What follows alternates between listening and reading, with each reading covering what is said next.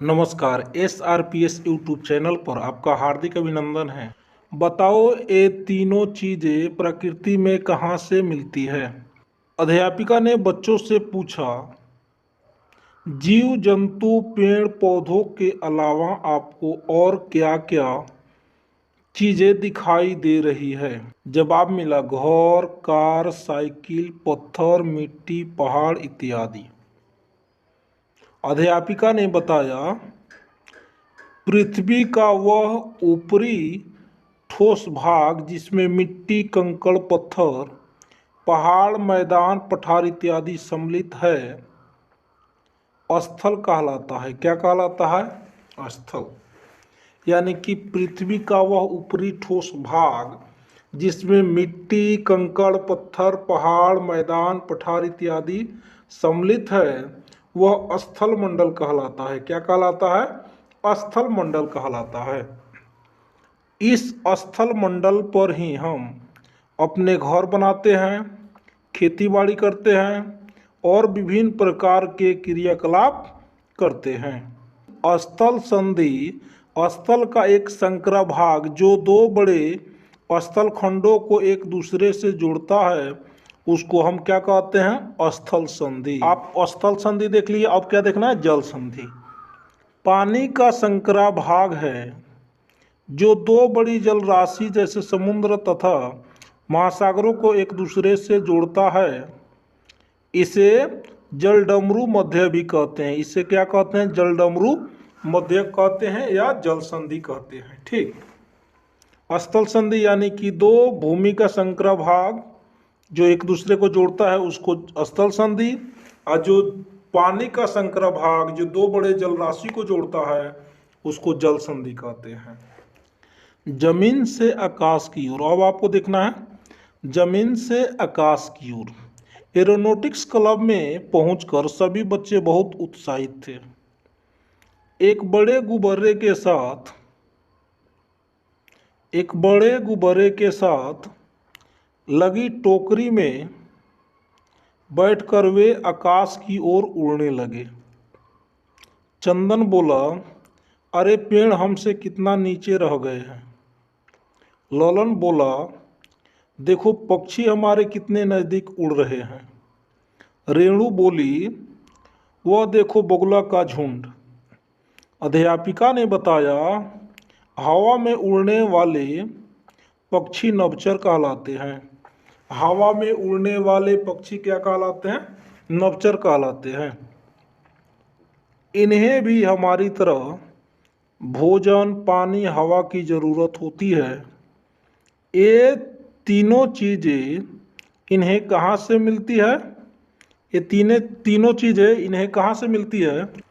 अध्यापिका बोली, यहाँ इन पक्षियों के अलावा और भी बहुत सी चीज़ें हैं, कुछ दृश्य और कुछ अदृश्य।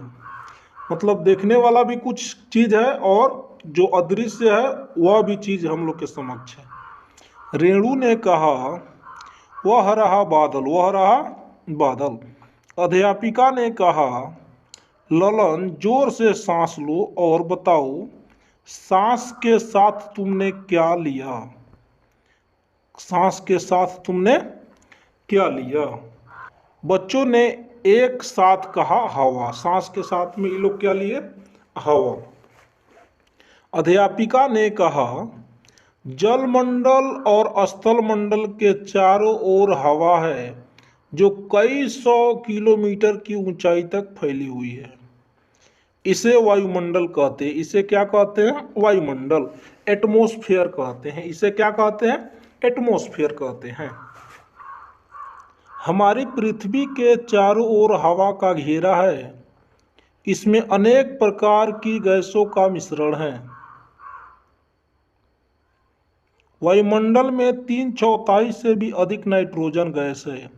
78%, 78% यानी 78% वायुमंडल में नाइट्रोजन गैस है। ऑक्सीजन गैस भी हवा में मौजूद है। जो हम लोग सांस लेते हैं ऑक्सीजन गैस, वह भी हवा में मौजूद है। और ऑक्सीजन के मात्रा वायुमंडल में कितना है? 20.99% यानी कि लगभग 21% कहा जाता है, जो सारे जीवों के सांस लेने के लिए जरूरी है, जो सारे जीवों को सांस लेने के लिए जरूरी है। कौन सा गैस? ऑक्सीजन। हवा में इन दो गैसों के अलावा कार्बन डाइऑक्साइड भी है, और इसके अलावा नाइट्रोजन गैस 78%, 78%, और ऑक्सीजन 21%, और कार्बन डाइऑक्साइड 0.03% है।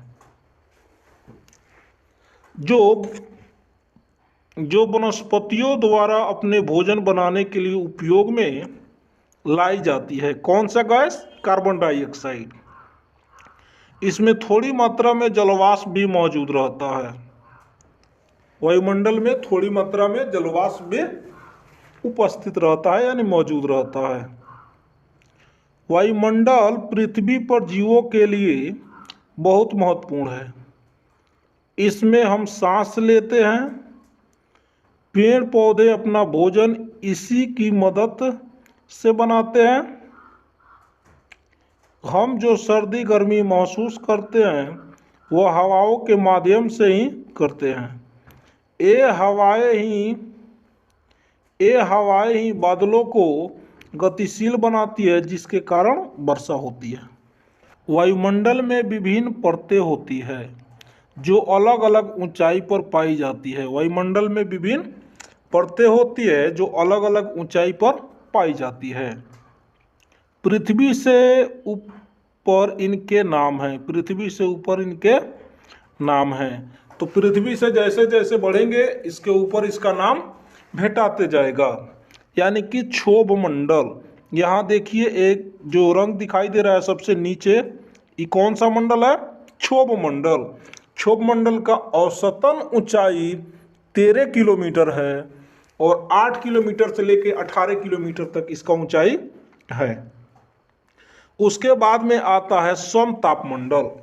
समतापमंडल के ऊंचाई 50 किलोमीटर है। कितना किलोमीटर? 18 किलो से लेके 50 किलोमीटर। यहाँ 18 किलोमीटर से लेके 50 किलोमीटर। और समतापमंडल ई है आपका। इस समतापमंडल में जो भी हवाई जहाज होते हैं वह कहाँ चलते हैं? समतापमंडल में। और ओजोन परत किस मंडल में है? समतापमंडल में। और उसके बाद में 50 से 80 किलोमीटर के बीच में मध्य मंडल है। कौन मंडल है? मध्य मंडल है। और उसके बाद से 80 किलोमीटर से लेके 450 किलोमीटर तक उष्ण मंडल है। उष्ण मंडल यानी कि आयन मंडल है। उसके बाद में सबसे ऊपर कौन है? वायुमंडल, जिसमें कृत्रिम उपग्रह को भेजा जाता है, मतलब सैटेलाइट को भेजा जाता है। वहाँ से यदि रेडियो तरंगों के माध्यम से हम जो भी चीज़ फोन के माध्यम से सुनते हैं वह कहाँ से टकरा के आता है? वायुमंडल से। कहाँ से? वायुमंडल से। सबसे ऊपरी मंडल है वायुमंडल। इसमें आपको देख रहा है उपग्रह, यहीं से जो भी रेडियो तरंगे होती है यहाँ से टकरा करके फिर पृथ्वी पर आती है। चलिए आगे देखते हैं। दिए गए चित्रों में वायुमंडल की परतों को पहचानें और उनकी ऊंचाई पता करें। तो बता दिया आपको। यह भी देखें कि विभिन्न परतों में क्या क्या गतिविधियां हो रही है। तो ज़्यादातर गतिविधियां किस में होती है? समतापमंडल में। और जो बादल का निर्माण होता है वो क्षोभ मंडल में होता है। और जो रेडियो तरंगे वापस आती है कहाँ से? बहिर्मंडल से, यानी उसी में कृत्रिम उपग्रह स्थापित किए जाते हैं।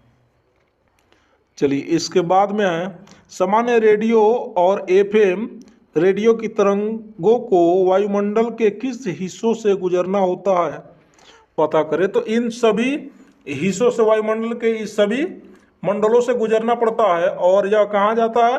बहिर्मंडल में जाता है, और वहाँ से वापस कृत्रिम उपग्रह के पास से फिर वापस आता है। बच्चों को घूमने में बड़ा मजा आया।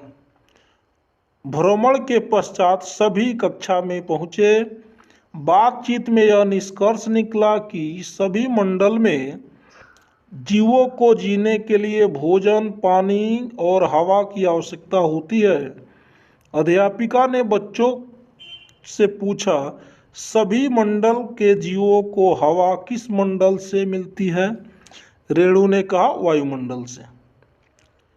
विकास ने प्रश्न किया, तो मछली को हवा कहाँ से मिलती है?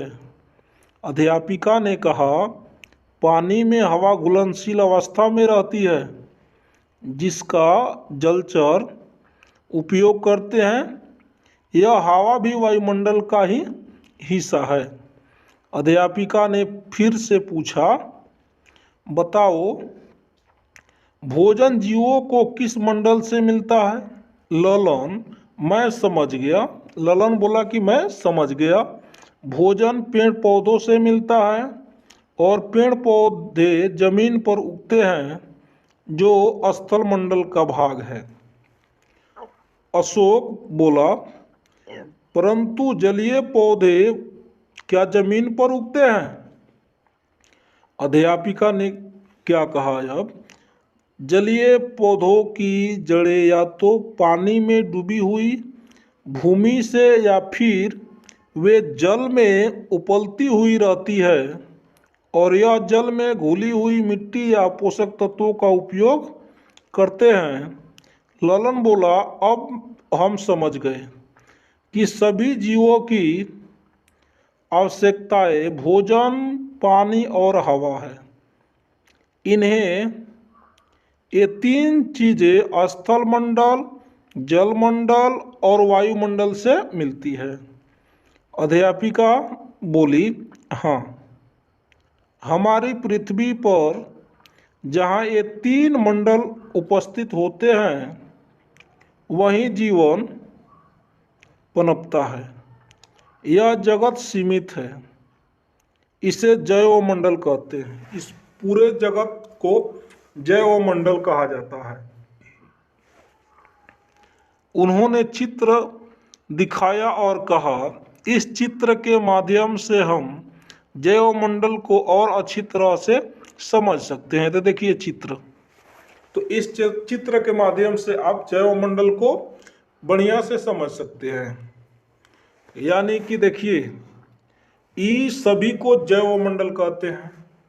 तो स्थल मंडल, जल मंडल, वायुमंडल, तीनों के जो मिश्रण है, इसी को हम जैवमंडल कहते हैं।